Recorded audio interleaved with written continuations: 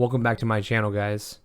First off, I just want to say happy Thanksgiving to everybody out there. I know I'm going to have a great Thanksgiving. Obviously, I love to eat. Hopefully, you guys do as well.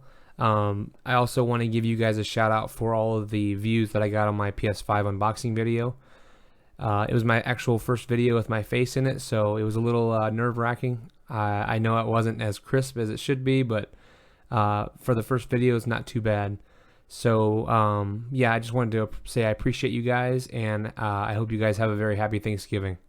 So in this video, I'm just going to cover why you should and why you shouldn't buy the PS5 right now during the initial release.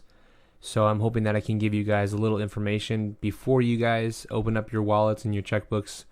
You know, if anybody even uses a checkbook anymore, more say a debit card or credit card, but essentially I'm hoping that I can give you guys a little information, you know, as to why you should and why you shouldn't buy the system. To go ahead and start out, the reason why you should buy a PS5, it's simple.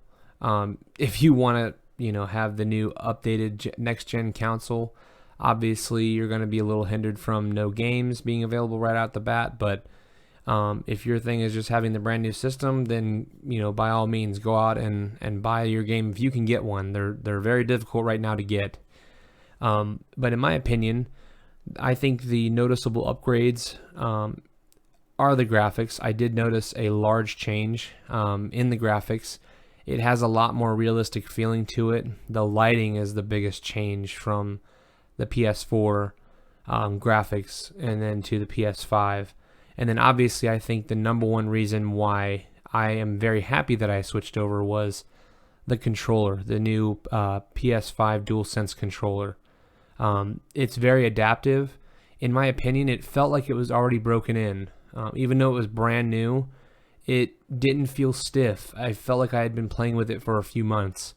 I was really concerned with how much, you know, Call of Duty that I do play, that it was going to take me a while, that I was probably going to have to pop in, you know, and play some old school Tony Hawk to kind of break in the controller buttons, but I actually didn't have to do that. I was able to jump right in. I got very familiar with the controller.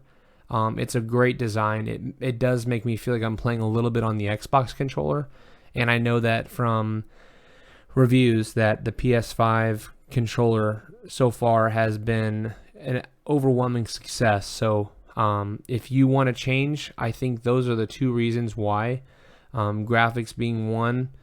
But please keep in mind that those graphics are not going to be as great as they're going to be a year from now. I think they're going to be ridiculous because right now they're just scratching the surface. They're really going to start pushing the envelope on these games. And the same thing can be said about the controller. Right now it's, you know, haptic feedback. They're only playing with what they got. They're going to have new games that are going to adapt to these new controllers.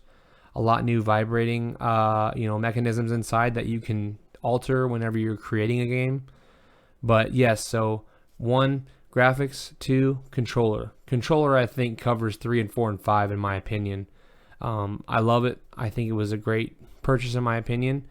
If you get one, awesome. Let me know if you do. Comment below. I would like to know if you guys got one or not, or if you guys went ahead and got the Xbox Series X or Series S.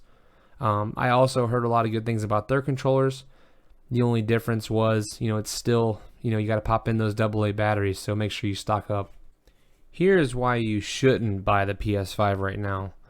Obviously, bots are going online and buying up all the available systems. All the stock that's out there, you are button mashing trying to get one into your cart, only to find out that it's been ripped out. You know, kind of tugs on those heartstrings of yours. So it's a hard game to play, but, you know, please don't go out and spend $1,200, $1,500, $2,000 on a system. You know, it's ridiculous. I would never do that. I even think, even if you're finding them between $700, $800, still hold on to your money. They're going to be available. Obviously, right now, probably not. You can keep trying to get online and see if you can get one. But obviously, I would not go out and shell out thousands and thousands of dollars on a system that you can get in 2 or 3 months. The upgrades right now are not the craziest, because obviously there's a very small lineup of games. I think number one, being Spider-Man. I mean, if you love Spider-Man, by all means, that go ahead and buy it. But it's just not a large lineup right now. There's not a large need to go out and upgrade. If you have the regular PS4, go ahead and upgrade. There's going to be a noticeable change. If you have the PS4 Pro, right now is just not the time to upgrade if you don't have to. You're still getting 4K quality gaming. Your lineup of games are the exact same. You don't have to worry about downloading and waiting hours to get the same quality of what you have right now. Obviously, there is a large difference between the DualShock 4 and the DualSense, but for that being the only reason to upgrade from the Pro to the PS5, and then on top of it spending 2 and 3 and 4 times over retail price to a scalper, it's not worth it.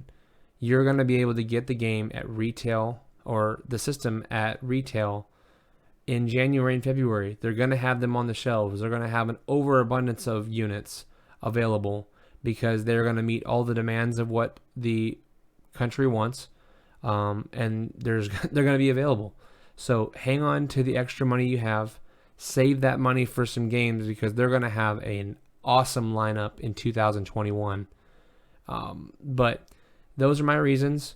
Essentially, don't overspend for the unit. If you have a PS4 Pro, you're not really missing out on too much right now. If you can get one online, go ahead and get one. Otherwise, it's not a priority right now. There's just not a large lineup of games that are going to blow you away. You can play your existing games on the PS5, but you're just not going to get the same quality that you would out of the new PS5 games that are coming out. So if this video was helpful to you guys, comment below. If it wasn't, let me know what I missed out on. If you already have a PS5, let me know your opinion. If you have a PS4 Pro, let me know if you're kind of in between. I would love to give you some more information if needed. I'm having a great experience with my PS5 right now. Obviously, I keep talking about it. The controller is the best feature of the system right now.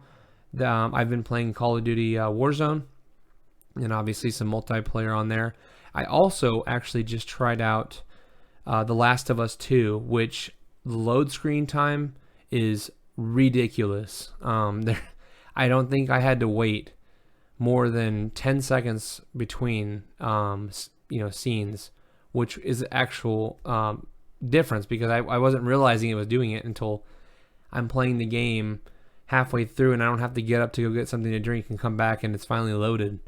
But yeah, so there are reasons why you should, and there are reasons why you shouldn't buy the PS5. So if you guys enjoyed this video, please subscribe. Make sure you check out my Facebook page at JBUnoriginal. Also check me out on Twitter at JBUnoriginal. And then obviously on YouTube, make sure you subscribe, like my video. I appreciate you guys, and happy Thanksgiving. Peace.